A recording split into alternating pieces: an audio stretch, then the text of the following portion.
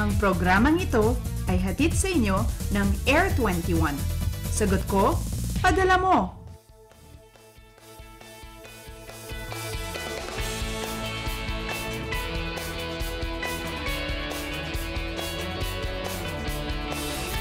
Umaga Pilipinas, maayong buntag mga Cebuano para naman sa mga taga Davao, madayong nga buntag sa kaninyong tanan. Kahit iba't iba ang paraan natin sa pagbabatian sa kahalagahan ng lagay ng panahon, tayong lahat ay nagkakaintindihan. Kaya naman gawin ang bahagi ng inyong pang-araw-araw na gawain ang pagtutok sa Panahon TV na mula Lunes hanggang Linggo, unang maghatid sa inyo ng pinakabagong ulat panahon. Live mula sa Pag-asa Weather and Flood Forecasting Center, kasama nyo ngayong Martes, June 18, 2013. Ako ang inyong weather lover, Amor La Rosa. Ngayon po parehatin na po sa ating kaagad itong nilalaman ng 5 AM weather forecast ng Pag-asa. Makakasama natin si weather forecaster Buddy Javier. Good morning, Mr. Javier. Magandang umaga naman, Amor, at sa lahat ng mga tagapanood. Mr. Javier, kahapon po ay hindi lamang po sa Bicol, Mimaropa at sa Visayas naranasan ang mga pagulan, kundi pati na rin po sa iba't ibang bahagi ng ating bansa. So sa puntong ito po ba, nasaan na po ba ang lokasyon nitong si Bagyong Emong at ano po ba yung tinatahak nitong direksyon at kamusta na po yung lakas nito? Ito po ba ay nag-develop na sa pagiging isang tropical storm? Sa ngayon po, ang bagyong si Emong ay nasa layong 460 kilometers east of Baler, Aurora. At taglay po lakas na hangin na 55 kilometers per hour, malapit po sa gitna.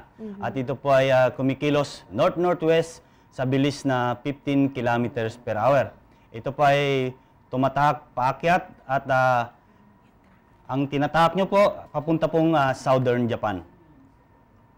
Okay, ngayon po mga kabayan na alam na po natin kung nasa na po ang lokasyon at ano na po yung lakas nito ni Bagyong Emong. Ngayon naman po, Mr. Javier, dahil po nitong mga nakaraang araw po ay talagang napapadalas na itong mga pag-ulang nararanasan po natin, hindi lamang dito sa Metro Manila, kundi sa iba't ibang bahagi na rin po ng bansa kung saan po naranasan po ng ilan natin mga kababayan ang matinding buhos ng ulan at kaya po nagkaroon tayo ng mga pagbaha at syempre po matinding traffic din po para sa ilan natin mga kababayan.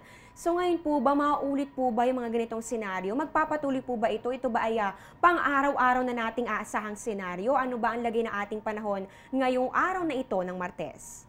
Yung po mga pag-ulan dito po sa Metro Manila ay bahagyang humina po. At ang asahan po natin dito sa Metro Manila, Mimaropa, Calabarzon, Central Luzon, Bicol Region, Kabisayaan at Northern Mindanao at Caraga ay makakaranas pa rin po ng maulap na kalangitan na may mahina hanggang sa katamtawang pag-ulan na pagkulog pagkidlat.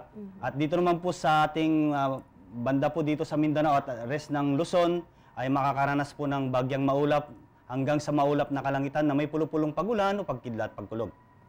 So ayan po, narinig naman po natin na compared po nitong mga nakarang araw na meron po tayo mga moderate to heavy rains, ngayon po ay ito ay light to moderate na lamang. So ibig sabihin po nito, mas mahina mga pag-ulan na lang po ang ating aasahan. Pero syempre, maging handa pa rin po tayo dahil meron pa rin po tayo mga posibilidad ng mga rain showers or thunderstorms. Mr. Javier, bukod naman po dito kay Bagyong Emong, meron din po kayong nabanggit kahapon sa Pag-asa na binabantay ang mga kaulapan sa western section naman ng ating bansa.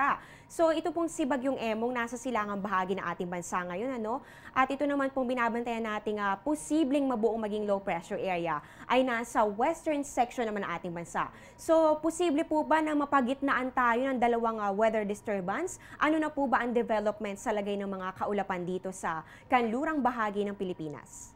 Yung pong binabantayan natin na isang low pressure area o kaya magiging low pressure area dito po sa West Philippine Sea ay nag-dissipate na po o kaya nalusaw na po.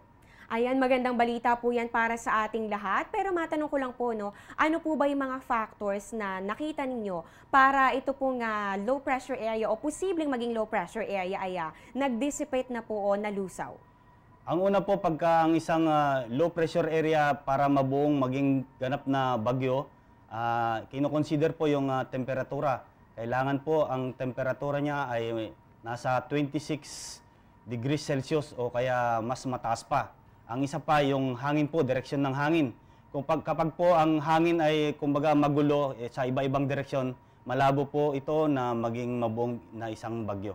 So ayan po, yung mga requirements na po yan ay hindi po nakuha nito nga mga kaulapan, kaya hindi po ito natuloy sa pagiging isang low pressure area. Kaya good news po yan para sa ating lahat. At as early as now po ba, Mr. Javier, meron na po ba kayong nakataas na mga heavy rainfall warning o kaya naman po ay thunderstorm alert sa iba't ibang bahagi ng ating bansa ngayon? Hanggang sa oras na ito, wala pong rainfall warning advisory na nakataas. Kagabi po ay 8:20, na-terminate na po yung advisory kagabi na 8:20. Kung ang isang advisory terminated po, ibig sabihin sa oras na yon wala pong maasahan na thunderstorm. Unless na may incoming o kaya may makikita kami na may indikasyon na may paparating na thunderstorm, magbibigay ulit kami ng thunderstorm advisory. Okay, ayan, maraming salamat po, Mr. Buddy Javier, sa ibinahaging impormasyon tungkol sa lagay ng ating panahon. Maraming salamat naman po sa mga tagapanood at sa iyo, Amor. At payo pa rin natin sa ating mga kababayan sa panahon po ng tagulan, magdala rin po ng panangga sa pagulan po, yung payong o kaya kaputi. At iwasan pong lumusong sa baha para makaiwas po sa sakit na leptospirosis.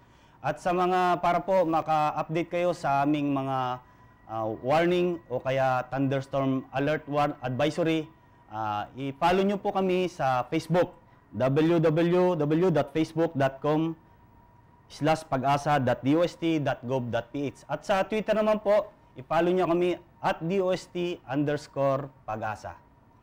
Ayan po, para sa ating mga kababayan, pwede nyo rin pong puntahan ang aming website or ang aming Facebook page, panahon.tv, or yung aming pong Twitter account, panahon.tv at Panahon TV. At dito po, pwede nyo rin pong makita yung link para po mapuntahan natin itong Pag-asa website at pati na rin po yung mga impormasyon na inilalabas nila regularly. Ayan po, natunghayan nga po natin si Mr. Buddy Javier na weather forecaster ng Pag-asa. Ngayon lumako naman po tayo sa sunrise at sa sunset. Sisikat po ang araw natin mamayang 5:27 a.m. at lulubog naman ito 6:27 p.m. Ang moonrise po natin 1:11 a.m., moonset naman po ay 12:30 a.m. at ang illumination po ay 64%. At ito po, magkakaroon po tayo ng face of the moon dito po June 23, yan po ay sa ganap na 7:32 p.m. Para naman po sa ating high tide along Manila Bay, ito po ay courtesy of Namria. Yan po, ang high tide po natin 4:43 p.m. Yan po ay 0.63 meters. At ang low tide naman po natin ay 12:08 p.m. Yan naman po ay 0.51 meters. Magbabalik po ang Panahon TV pagkatapos ng ilang mga paalala.